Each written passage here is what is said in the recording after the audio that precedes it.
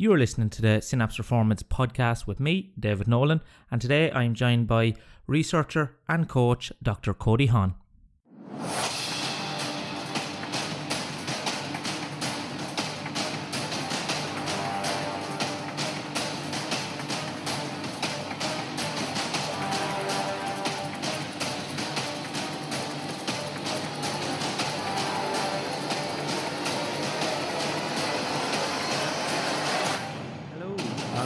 I am finding you very well this week.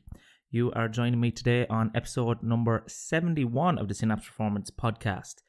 If you are a new listener to the show today, firstly, welcome. I hope you find value from this episode. And if you do, or you are an existing returning listener and have found value from any of our episodes, I am first going to do a cheeky plug and ask you to potentially share it across your social media. It really does help the show immensely if you take a quick screenshot of where you're listening to this podcast and just throw it on your Instagram story or share it on Facebook or Twitter. Make sure to tag me there at David_Synapse on Twitter and at Synapse Performance on Facebook or Instagram. And I really do appreciate everyone that shares the show, as it really does help get out and reach a wider audience. And if you are feeling really generous and want to do the show great help, I would ask you to head over to iTunes and leave a review and a rating of the show there. It just helps us get a bit further up in the charts and get discovered by more people and get this high quality evidence-based information out to a wider audience. So for today's episode, you can find all show notes over on our website, www.synapseperformance.ie/podcasts/episode 71.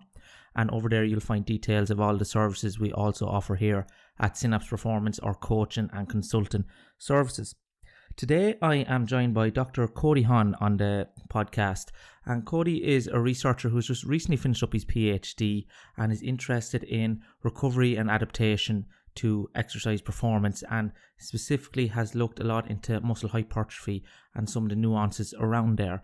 And that's what we get stuck in today, is some of Cody's PhD research. And the reason I wanted to talk about it is to bring you kind of real world scenario of what the research questions that are being teased out in the literature and in the lab in the current day are, and the kind of research that is needed to tease out these nuances and caveats of hypertrophy research, and some of the realities and difficulties we face as researchers trying to design and carry out these type of research projects. And we talk about the realities of PhD research and what advice Cody would give to others entering the field. So I hope this episode gives you an appreciation of the realities and difficulties of carrying out research both within and beyond your PhD. So I hope you get a lot of value from this. Let's get Dr. Cody Haun on the podcast. So it is an absolute pleasure this evening to have Dr. Cody Haun on the podcast.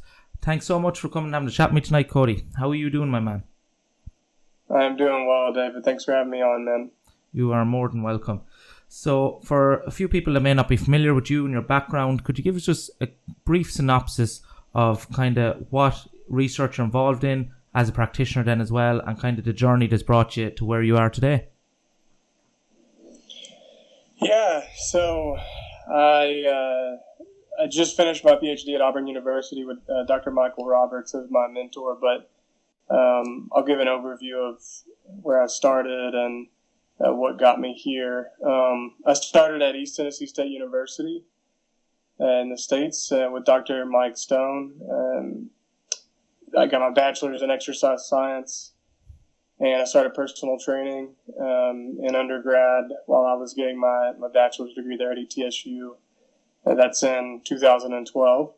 And that led me to begin asking more detailed questions about training and physiology, and trying to explain some of the concepts of training to clients and some of the nutrition concepts that I was employing. And, at that stage in the game, that's early on, I really didn't know as much as I would have liked, and that led me to want to know more. And so I decided to go through with my master's degree there at ETSU. And it's a really cool program. They allow you to work with athletes, and it's a Division I school, so you get to work with Division I athletes as strength conditioning coaches as part of your assistantship. And so I got to work with a variety of teams there as an assistant strength conditioning coach. And when I started in 2013 and started my master's, I'd moved all of my personal training clients online. And that's when I met Greg Knuckles, and we started working together. And it's just been a great experience working with him through Stronger by Science. And I've maintained clients the entire time I've been in grad school, mostly powerlifters, bodybuilders, physique athletes, and then just some general population folk wanting to improve their health and be stronger and lose fat usually. So I've maintained those clients online now the entire time I've been in grad school. But when I was doing my master's at ETSU, that was my first formal exposure to research. And it led me to begin asking questions related more to cellular processes and molecular biology related questions. And that's in 2014. And that's when I started looking for PhD programs to study more of, people have referred to it as molecular exercise physiology. And I wanted to go somewhere where I could really dig into the nuances of what's going on in muscle cells in response to various training interventions, supplements, etc. So I found Dr. Robert online and came down, and for whatever reason, it's definitely not based on looks, as you can tell. He allowed me to get my PhD with him, and it's been awesome. I've been able to be involved in a lot of really cool studies here. He uses cell culture, rodent model, and human models to really investigate a variety of things, but particularly physiological responses, I would say, to various nutritional, supplemental, and training interventions. And so the past year and a half, that's really, we focused more in on the human model and performed a few different training studies. So it's been a really, really cool experience here at Auburn. And like I said earlier, I just finished, defended in May, so a month ago. I'm a little delirious still from it, as you can tell. But I've been done now for about a month. It's kind of surreal. I'd say that, and I'd say quite a change of pace. But that's what we're going to focus on a bit today. We might talk about the realities of doing a PhD in a while, because I think it'd be a nice thing that's maybe misunderstood by a lot of coaches and people out there. But I'm quite interested in the main training study that you did for your PhD. And before we get into talking about that in detail, there's a couple of maybe terminology that we should get clear so that the listeners will be familiar with that. And the two that stuck out for me is the graded whey protein supplementation, what that means, and then the term extreme volume. Everyone's familiar with volume, but this study looked at extreme volume. So maybe if you could just define what is meant by the two of those terms before we talk about the actual study. Yeah. So the graded whey protein nomenclature just refers to a gradation or an increase in dose throughout the intervention. Do you want me to describe the actual dose amount increase right now, or yeah, well, we can get how far down? Yeah, no, it gets stuck in that, or maybe even the rationale behind it, what the kind of the supplemental protein hypothesis is, and what it kind of suggests may be a benefit of this technique. Okay. So, yeah, let me back up for a second. The graded whey protein term simply refers to the increase in the dose of protein that we used throughout the training intervention. So we graded the dose modestly from week to week. Now, regarding conceptually why, and then the extreme volume nomenclature, the extreme is a provocative word, I know, but we didn't really feel like high volume captured the training volumes that we used in the study.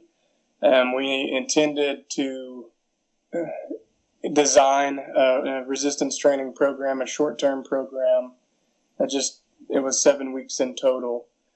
We intended to design that programmed to include training volumes that hadn't been previously investigated, at least to our knowledge.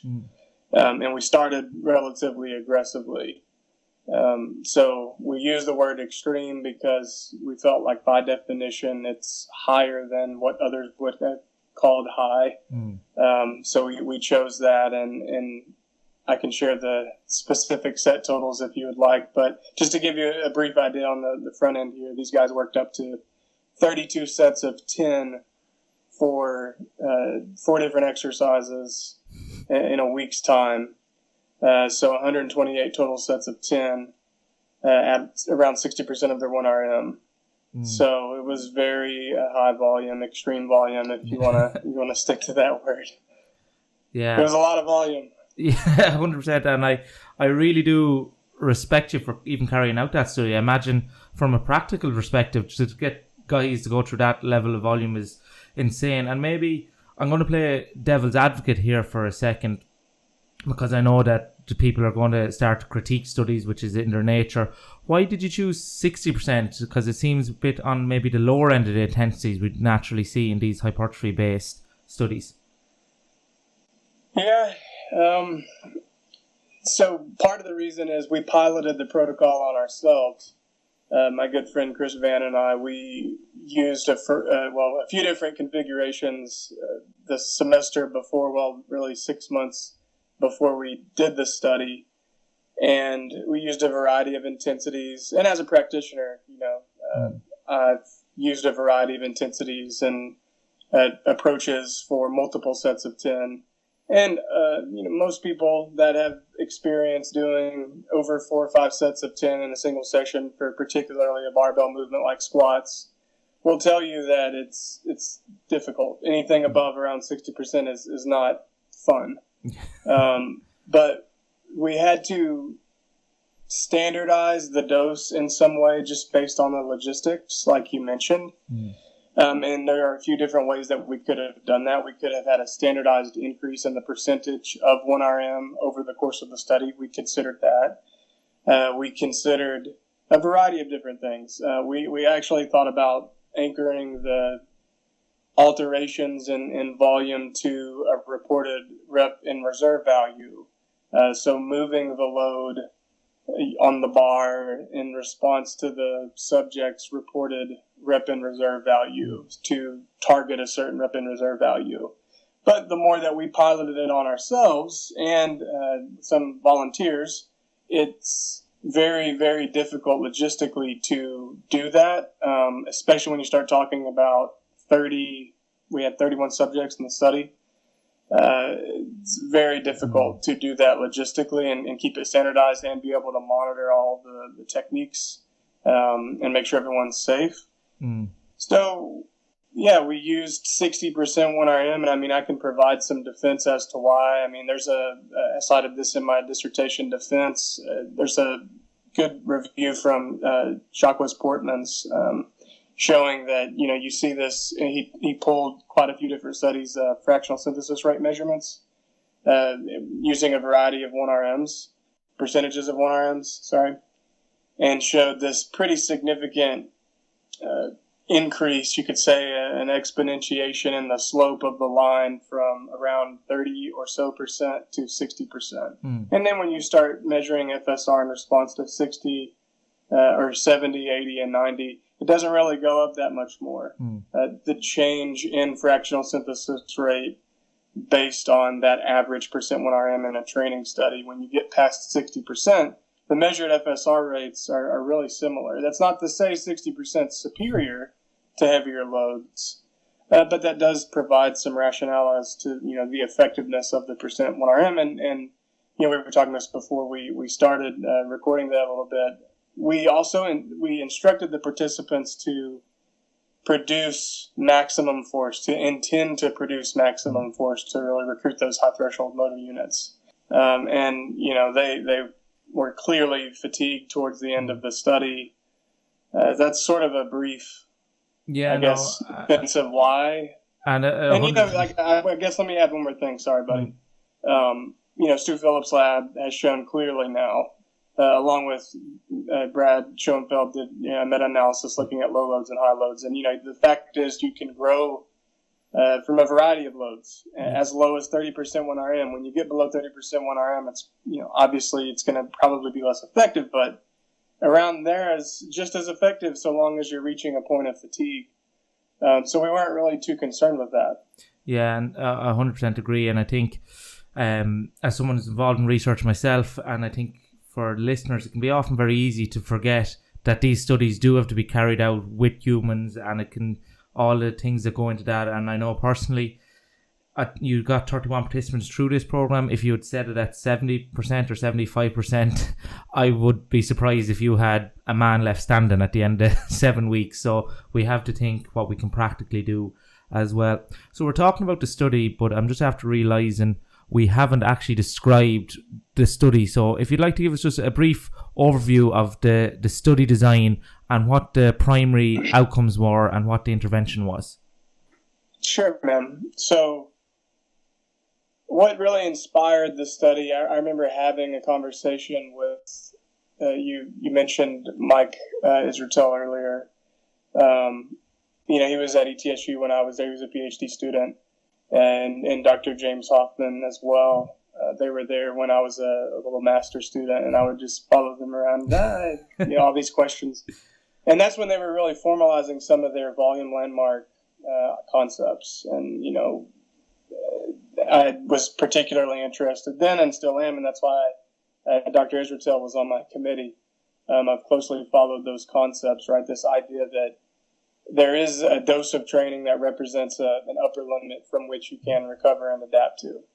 And I think we would all acknowledge that exists. It's sort of abstract. It is a construct, but it's there at any given time. There's a dose every day that likely represents, if you complete that dose, you will likely get injured.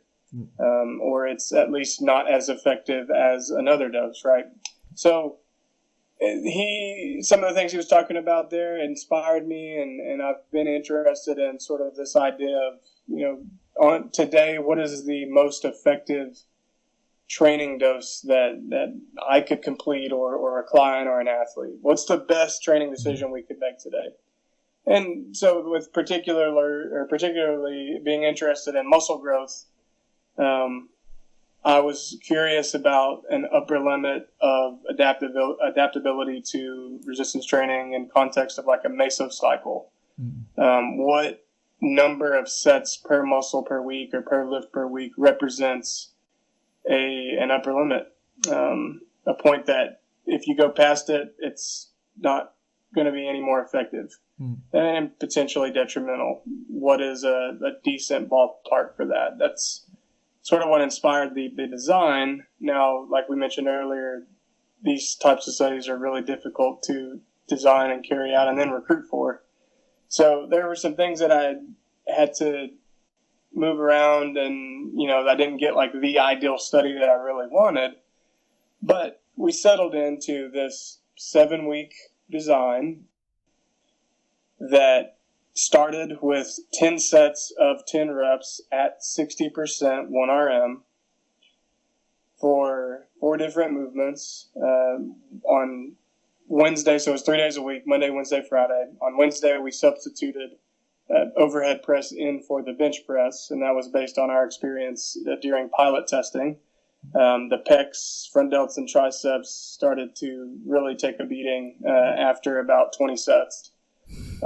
So we decided to switch that, and the front delts and triceps, to be fair, are still involved in the overhead press, but we were particularly concerned about someone tearing their pec tendon. So we decided to sub that in. But in general, you could say 2 upper body lifts, 2 lower body lifts, 3 days a week. We started at 10 sets of 10 at 60% 1RM, and we increased the volume, the number of sets. That's how we increased the volume. We increased the number of sets each week for the upper body and the lower body exercises up until they were completing 32 sets of 10 on week 6. So it was 10, 15, 20, 24, 28, and then 32, because we were only approved by the IRB to do 32 sets of 10. So that's where we stopped. But that was the general design. So the lifts, I could talk about those briefly. We had them do full range of motion, high bar, barbell back squats, right? So really good movement of the lower body, the quadriceps particularly. And we had them do stiff-legged deadlifts. Some people call those Romanian deadlifts, and underhand grip pull downs, and bench press. And then, like I said, on Wednesday we subbed in the overhead press. But it was barbell training, except for the machine underhand grip lat pull down. Perfect. Do you want me to talk about the supplementation yet, or do you want to clarify anything about the design? Yeah, no, I think that design is fairly good. And in terms of what standard were the participants in this study? Yeah, so good question, man. Chris Van and I, we personally screened around 45 inquiries. And we wanted to ensure that these guys were trained. So we, verified that they at least self-reported a year and a half, at least, the barbell training experience. It turned out that they, on average, had been training for around 5 years, training age. We set the squat 1 RM, and we predicted that from their 3 RM. So we actually monitored their 3 rep max and predicted a 1 RM from that 3 RM max, or that 3 rep max. And we wanted to ensure that that was at least 1.5, and most of them were around 1.9 to 2 times body weight predicted 1 RM, so they were relatively strong. And then like we were talking about earlier, I personally watched them perform the 3 RMs for each of the movements and ensured that, based on my I as a coach and a strength and conditioning coach and personal trainer for years, do I think that they have sufficient experience lifting? Do they embody what I would say is good technique? And the individuals that made it into the study, I really I feel like they were what I would say trained. They had at least the minimum criteria there that I outlined. Perfect. And that gives us a good overview. So maybe before we kind of get into the findings as such, if you'd like to give just a brief overview then of the supplementation side, and then also what the primary outcome measures were. Yeah, so the supplement side, I'll try to make this not really confusing, because like we were talking about earlier, I got reviewer comments back today for the manuscript, and apparently I didn't do a very good job of making this as clear as I should have. But it's actually, I feel, pretty straightforward what we did and what we intended. We were particularly interested in increasing the dose of protein, the consumption of protein on a weekly basis in context of these increasing volumes, right? So you can do that in one of 2 ways. You can consume that through solid food sources, so dietary protein, or like the consumption of meats and other things, or supplements, which is a plausible, I would say, real-world application of, if someone were to do this, this is probably how they would do it. Increase through the consumption of a protein supplement. In our lab studies, whey protein, we've published a few papers on whey protein and some of the interesting properties of whey protein beyond the amino acid profile. And so we wanted to design or at least include this analysis in the overarching question, which was related to the volume. To be clear, that was the primary aim, was to really characterize what happens beyond 10 sets per muscle per week. And I should have mentioned early on, that number wasn't arbitrary. That's based on Dr. Brad Schoenfeld's meta-analysis, where he suggested, and Auburn and Enquire run there, right, where they suggested that around 10 sets resulted in around double the muscle growth compared to around 5 sets per muscle per week, right? So we started there and then we climbed. So the idea is, if you match that, or at least increase the consumption of protein in proportion to that increase in training volume, given that you would expect an increased turnover rate, or at least an increase in damage with greater volumes, if you supply more amino acids through the diet or through supplements, would that augment the hypertrophic response in any way? So that's what we intended to do. And so we had a group that really served as sort of a control, but not really. I mean, they were taking a maltodextrin supplement, so 30 grams of carbohydrates post-training. A group that took 30 grams, around 25 grams actually, of protein, whey protein, post-exercise. That was it the whole time. And then we had a group that consumed a graded dose, starting at that 25 gram value per day for week 1. They increased the dose to 50 grams for week 2, and we increased the dose per day by that single serving amount, that 25 gram amount, each week of the study, to the point that, at the end they were consuming 150 grams of supplemental whey protein per day, which is a lot. So here's where I think it can get a little confusing. So if that makes sense, Is that clear? Yeah. In terms of the actual supplement they were consuming. So to parse out the differences between supplemental protein and grading the dose through supplemental protein compared to increasing the dose through dietary means, we, in collaboration with a registered dietitian, and she was on my committee, Dr. Annie Kirby, we provided individualized calorie and macronutrient recommendations to each subject throughout the study, and the group that in the manuscript is referred to as whey protein, or WP, that were just receiving that single 25 gram dose after the session, or on their off days, they were taking that between meals or before bed, just that single dose. We recommended an increase in the consumption of protein.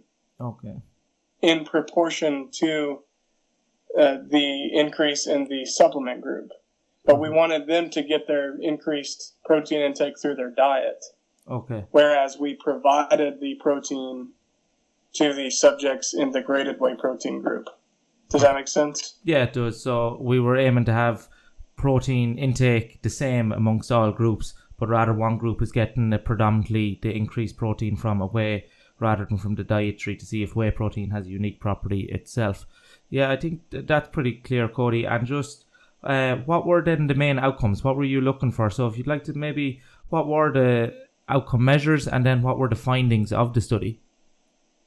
Okay, well, let me clarify. The third group, the maltodextrin group, they had a fixed recommendation at that 1.6 grams per kilo per day throughout the entire study. And that's based on the meta-regression from Stu Phillips lab, Robert Morton published really good papers. So we fixed it there, and that's where people started. But then the other two groups, so the whey protein and the graded whey protein group, we increased the dose of protein each week.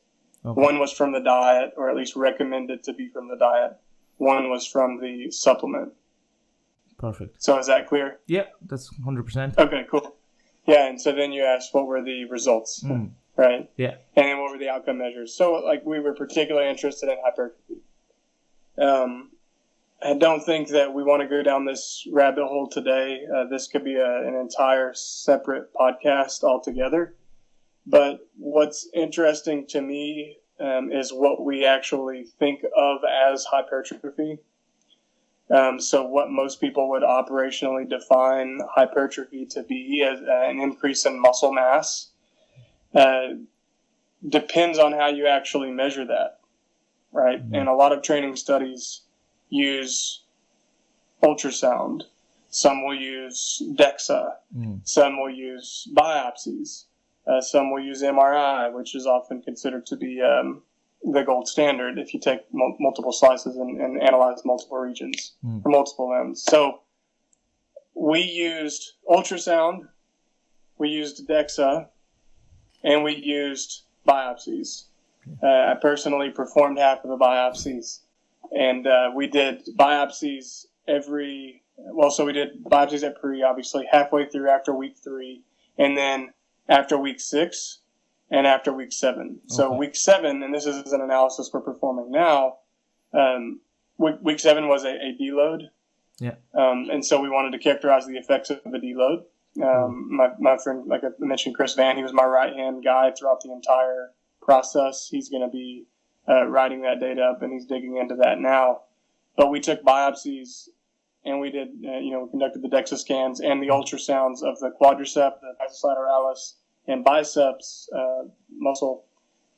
We did that at week 1, or week 3, and then week 6. So pre, mid, post, if you want to use that nomenclature, sort of characterize a time course response or capture those midpoint responses relative to that overall delta value.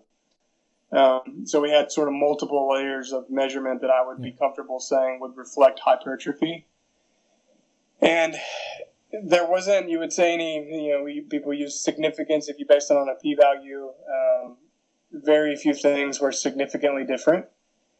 I performed an analysis of covariance, which just takes into account baseline values.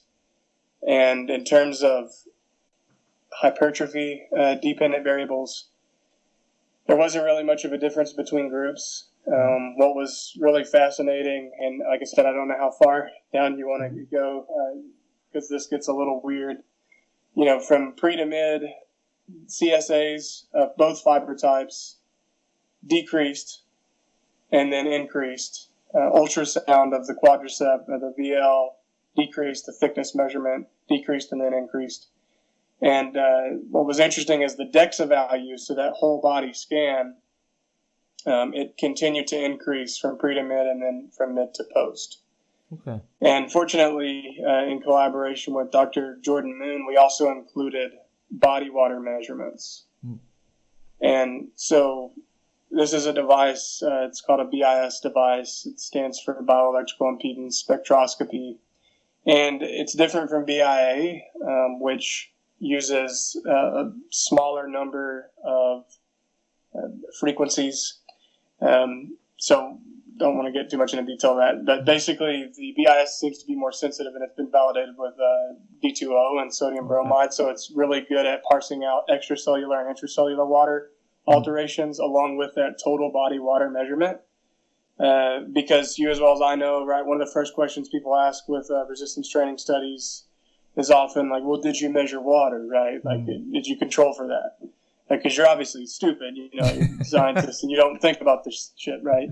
So we actually included the body water measurements, and we used the BIS device because we wanted to parse out the intracellular and extracellular water differences.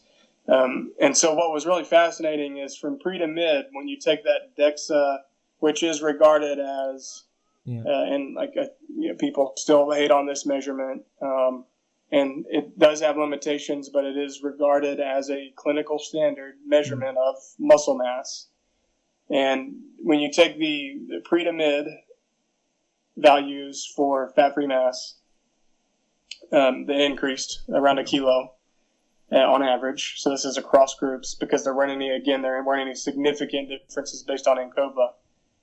When you control for extracellular water, there was very little difference in that fat-free mass corrected for extracellular water, which would be indicative of swelling and edema, right? But when you continue to control for that extracellular water alteration from mid to post, so from week 3 to week 6, the contribution of extracellular water to that lean body mass measure or fat-free mass measurement was significantly greater. In other words, that increase in fat-free mass that we observed, it was another kilo, roughly, from 3 to 6. When you remove extracellular water from that increase, there was actually not a significant increase in fat-free mass. Okay. So that would be indicative of, most of that increase that we observed from 3 to 6 when the volume was getting extremely high was likely from extracellular water accretion and swelling, edema, likely due to significant amount of muscle damage. Yeah, so although the hypertrophy surrogates or the dependent variables related to increases in muscle mass were not significantly different between groups, there was a significant difference between groups in fat loss, which was unexpected but intriguing. So the graded whey protein group, so the group that was consuming that graded dose of protein through the whey supplement, they actually lost a significantly greater amount of fat mass when you compare those pre-values to the post-values, which was interesting, around a kilo on average. So a couple pounds of fat, very, very interesting finding.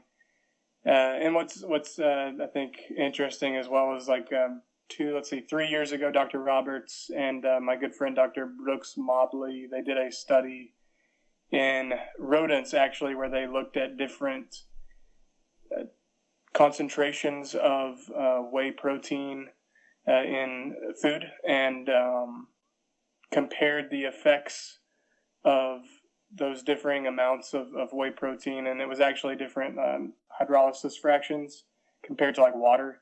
But what was interesting there is they actually biopsied or collected fat tissue and found that consumption of a whey protein actually increased lipolytic signaling to a significantly greater extent than water.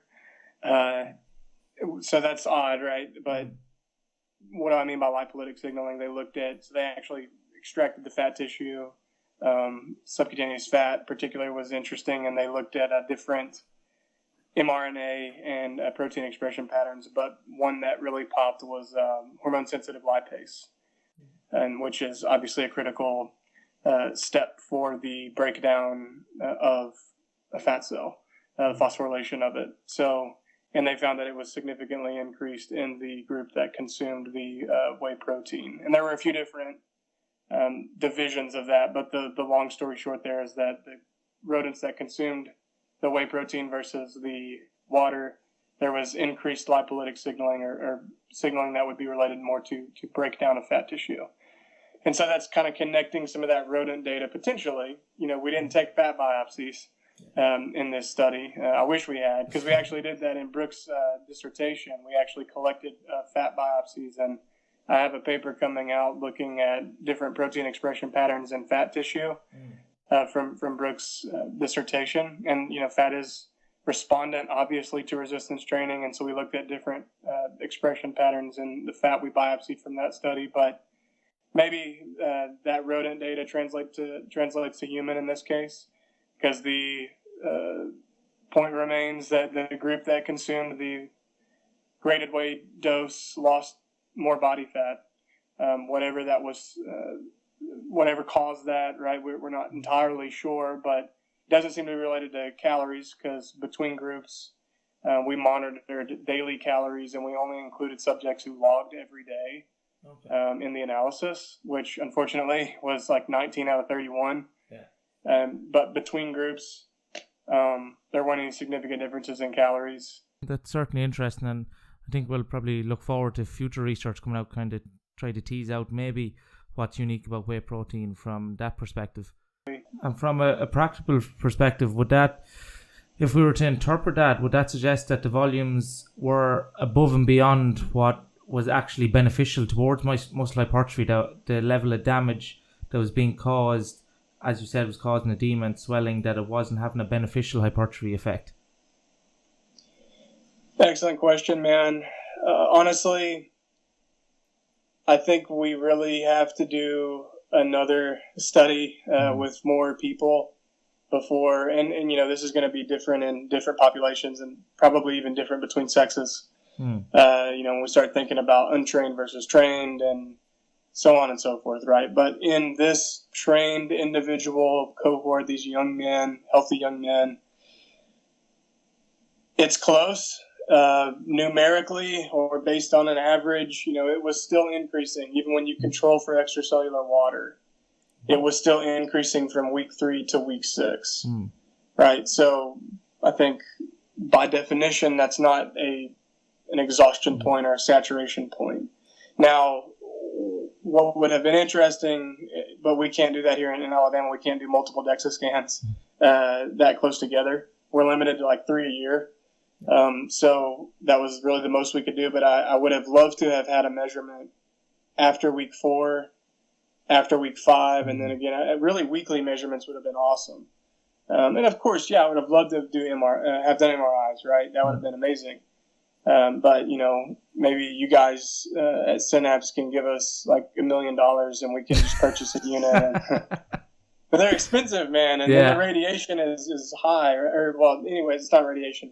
Anyways, because the next one is CT, right? Mm-hmm. And that was another limitation, the cost of that, and then radiation exposure, because we have a PQCT device. But we were limited in that regard, right? So we chose the DEXA. I think it would have been interesting to do a weekly measurement. I don't know, right? Maybe there was this precipitous drop-off from week 5 to 6 that we didn't capture. Mm-hmm. Maybe it was still this nice stepwise increase in fat-free mass up to like 28 sets a week. And then maybe there was this sudden increase after these guys did the 32 sets at 10, which was just remarkably high volume, and people were contemplating, why they were alive at that point. That maybe that's when we see this massive increase in extracellular water.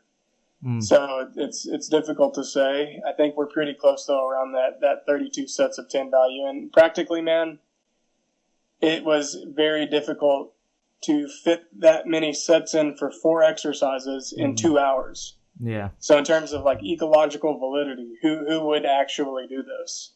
Obviously, serious bodybuilders, people interested in maximizing muscle growth, would be interested in figuring out the program to do that, or this dose value. But it's close. I would say for most people, it's very close. I'm interested now to divide those really high doses into different sessions, and maybe that further increases recoverability or adaptability.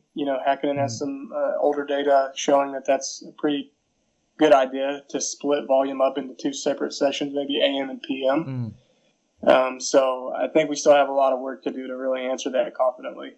Yeah, 100%. And I think that's a good point you made, because we've the same rule over here that people often forget when interpreting research, that we are limited by things like 3 DEXs per year that we have to, I suppose I shouldn't say unfortunately, but ethics getting in the way of good research as usual.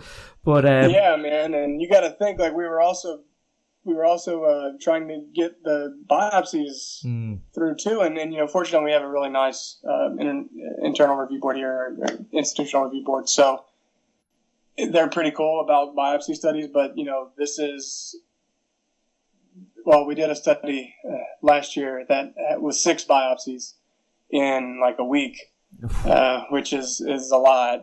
3 in like an hour and a half, and we did like a crossover design. We compared light training to failure versus heavy training to failure, and looked at a bunch of molecular signaling, and that's published in physiological reports. But that was a lot of biopsies. They approved that. But this was 4 biopsies in 6 weeks. I mean, it's a good number. So we had to get that approved, and then you start to worry about subject attrition, man. I mean, it's already having these guys do absurd volumes of training, and then we're asking them to, we want to blast you with radiation, take out all your muscles, draw all of your blood, and here's some protein. It's difficult to pull this off, man. And until we talked about this a little bit off air, I mean, it gives you a ton of respect for scientists that have gone before us and provided us with some of this training study data. And I mean, until individuals carry out their own training study and they recruit their own subjects, I would advise you to be very cautious about critiquing things that you may not really understand, because it is challenging to pull these studies off. And my respect goes out to anyone who does a training study of any kind, because it will challenge you in ways that you don't expect. I mean, look at me, man. I think I aged like 5 years doing this study. I mean, my hair's falling out. I have forehead wrinkles, and but I survived, so I guess for science, right? Yeah, anything for science. And we'll probably get into the realities of doing a PhD in a minute. Before, just to wrap this up, for anyone now that's thinking they may be confused, for you, based upon your own research, your own anecdotal experience, and then your interpretation of the body of literature as it stands, if you were to be cornered and asked, where do you think is a good range of volume per week for people to be working in to maximize muscle hypertrophy? Where would you kind of pin your stripes to at the moment? Yeah, man, I look up to Dr. Ezratel, so it may be biased. I mean, I feel like his ideas are pretty spot on. I've followed closely, so perhaps it's confirmation bias. I think he's pretty spot on with his interpretation of those landmarks. I think for most people, I guess we've talked about Mike Ezratel, right? Renaissance periodization. Yeah. A lot of people are familiar with him, and he helped design the study. I do think that around that 20 set to 30 set value is probably near those maximum adaptable volumes. We can term it a variety of ways. But I would say, let me back up for a second.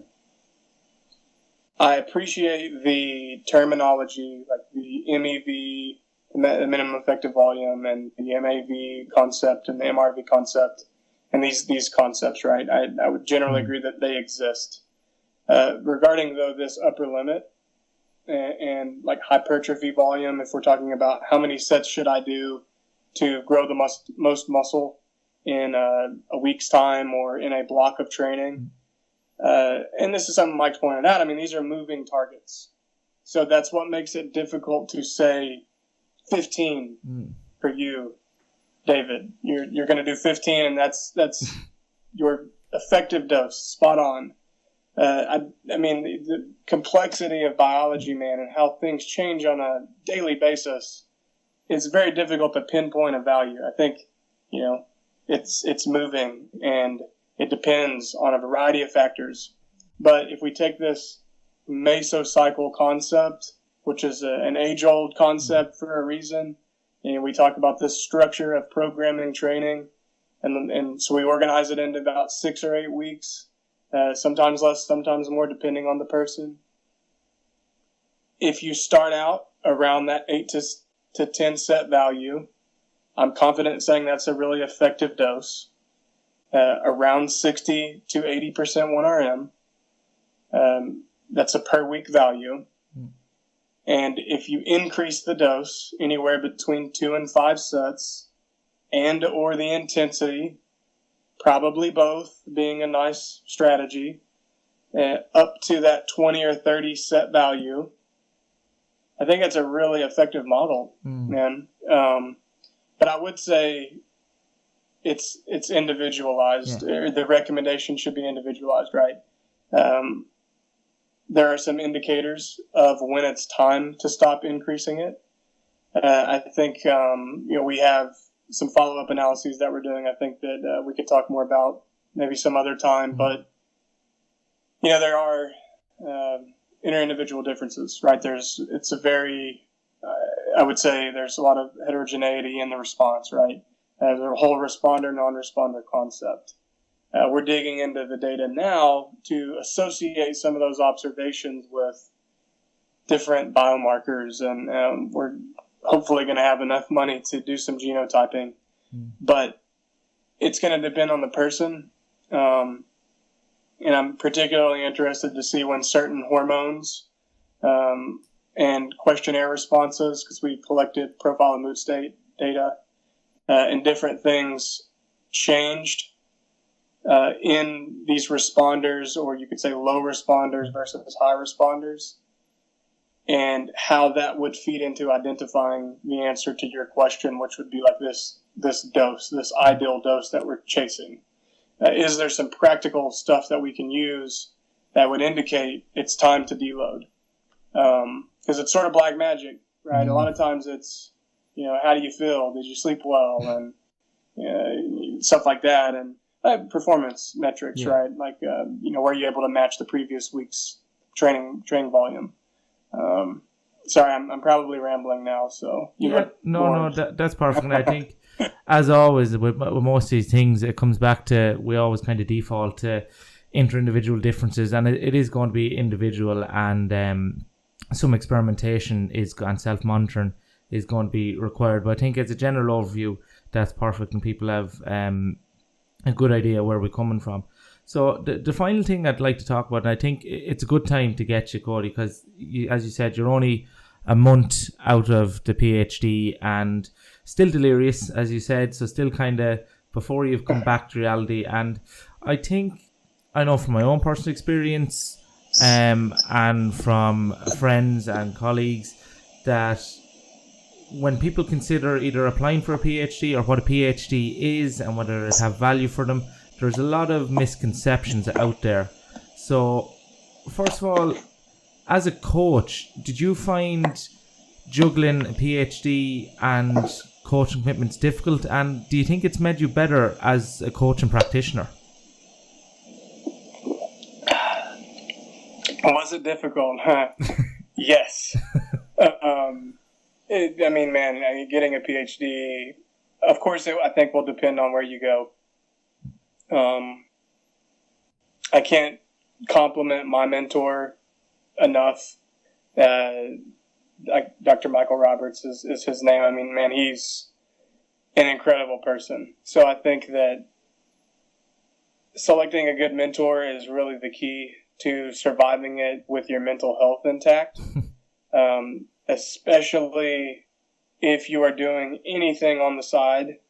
Dr. Roberts has been nothing but supportive of me, and I've mentioned that I've been online coaching now for 5 years, and he knew that when I came into the door, about some of my work week I dedicate to that because it's really meaningful to me. It's something I really like to do, and it pays better than a PhD stipend, man. Yeah. I mean, it's incredible, like wages for graduate students, and that's something else you have to be aware of when you start. A lot of people choose the student loan route, and that's okay. I didn't really want to do that, and it's something I really like to do, so I maintained my LLC and kept working with clients. And I can say, man, if it wasn't for him working with me some weeks in that regard, it would have been absolutely tough. Because it's super busy here. We try and contribute as much as we're able, but yeah, it was tough to balance. I think that finding the right mentor is critical, very critical. It was tough to balance, but it's a skill that you have to learn and you have to possess throughout your entire life, in terms of knowing how to say no to things, knowing when to do certain things at what time of the day, organizing your day, planning your day. And those are all things that I learned. I had to learn really quickly here, and it's made me better, I would say. I obviously don't, like I said, look a lot better. I'm definitely aged, but it's made me, I think, a better person and a better coach and a better scientist, man. I mean, coaching people online and coaching athletes in person has helped immensely with the research questions that I'm asking.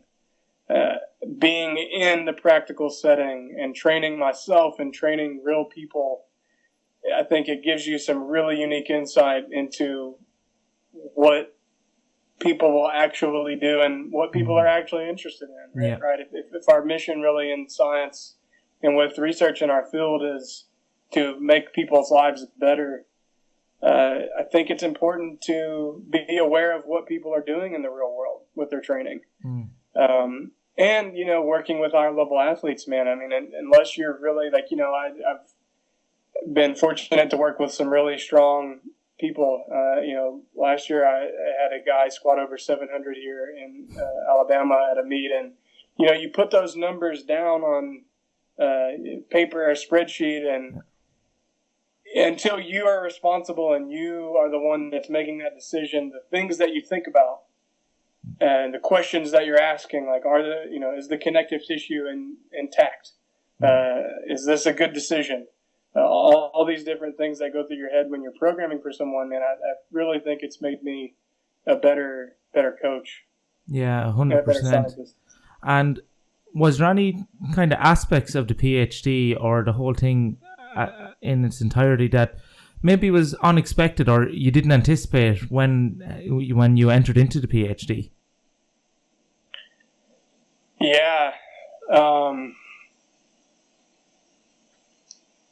Specifically, I would say the vulnerability of, getting up and teaching classes every week, multiple times a week, and being regularly critiqued of your writing and your thoughts and your comments from your committee and from your mentor, right? Like, I would say exposing what you know on a regular basis to a lot of people. It was different than I expected, and I guess just it's not what I expected, I guess is an easy way to describe it. I think it's been great. Like, it's made me better, and it's, I think, helped with a lot of self-confidence and being okay with being wrong about things and being able to express your thoughts and your opinions and not be worried about what other people are going to say and are they going to think you're stupid and so on and so forth, right? Like, but it's hard to adjust to in the first year, right? When you say something or you come up with an idea or you're giving a lecture and a student's like, well, what about this? And, you're just like, I don't know.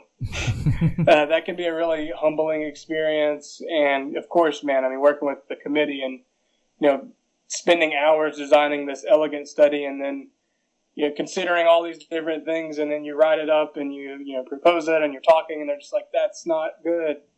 And, when you send your drafts of a manuscript to your mentor and it looks like he just had a nosebleed all over the page, it's just red everywhere and all of it's gone. I mean, that's a weird place to be. And just regularly being vulnerable, I think it makes you better, but it's something that a lot of people have a really hard time with year one. I think having a really good support system is important, man. Good friends, good family. I started the PhD program, early grad school, when I was married, so that was really helpful. My wife is incredible. Not really sure why she married me, but she's been absolutely critical the whole time I've been in grad school. So I think all those things, man, are really important.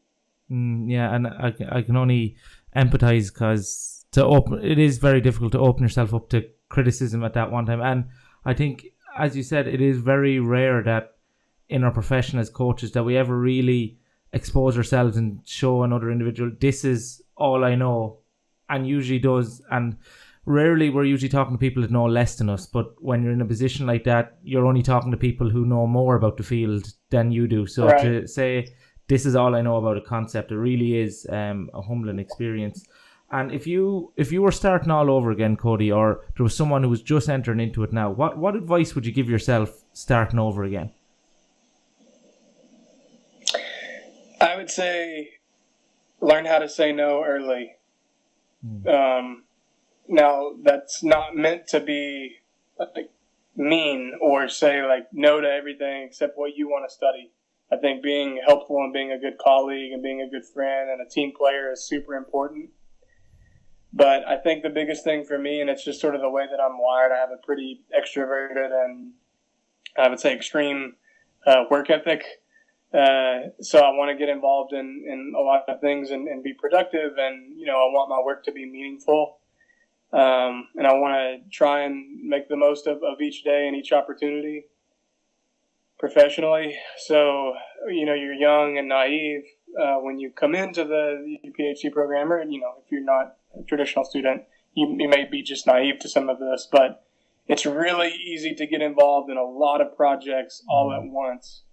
And what can happen if you're not careful and you don't recognize it is you can sacrifice quality, right, for just being involved in all these different things and not being able to really give yourself to what's most important to you. I would say that's a mistake I made briefly early on, but I quickly recognized it, and I tried to start gently saying no to things and really trying to stick to a theme. And that was a really important lesson. I wish I would have really paid more attention to early on. In grad school, is like, try and keep things between these bounds. But yeah, that's a piece of advice I think that I wish I would have had and really listened to early on. It's brilliant. I think people can apply that to other fields as well. So we're coming up on time, Cody. So before I ask you the final question, if people are looking to get in contact with you or follow your work, where are the best places to find you? Yeah, man. So I recently, like I was doing my PhD, I had to turn off my Instagram, and I had a Twitter for a little bit, and it just got to the point where it was a little too difficult to manage. But I recently started it back up when I defended and could have a life again. So I'm on Instagram. I'm on Twitter now. I have a Facebook. I'm on Greg Knuckles' side as a coach at strongerbyscience.com. And ResearchGate is where I really try and keep all of the research projects that I'm involved in updated and publish things that may not make it onto like Google Scholar or any preprints and stuff like that. I'm planning to put on there posters at conferences. I try and put on ResearchGate. So ResearchGate is where I place most of my research and keep things up to date regarding that. So Perfect. That's sort of the overview there. That's great. And we didn't get into it today. We were going to talk about concurrent training for powerlifting, but I will tell people to head to Stronger by Science. Yourself and Dr. Brandon Roberts there wrote 2 fantastic articles on concurrent training for powerlifting. So maybe we can discuss that in a future episode, hopefully. But for now, I would suggest people to go check out the articles there and everything on that website. Fantastic website. So the final question, Cody, I know you know what's coming. It's the one that everyone gets asked, and that is, what would you say is the one mistake you've made or the biggest learning experience you've had that's changed the way you approach your career or even your mindset as a whole? That doesn't have to be career related. It's a deep question, man.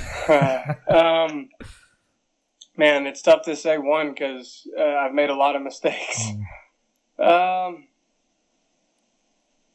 I'll give a more professional answer here and say that the value of planning has been ever apparent to me in terms of its importance since I started my PhD. Like I mentioned, learning how to say no to things and really partition your time wisely.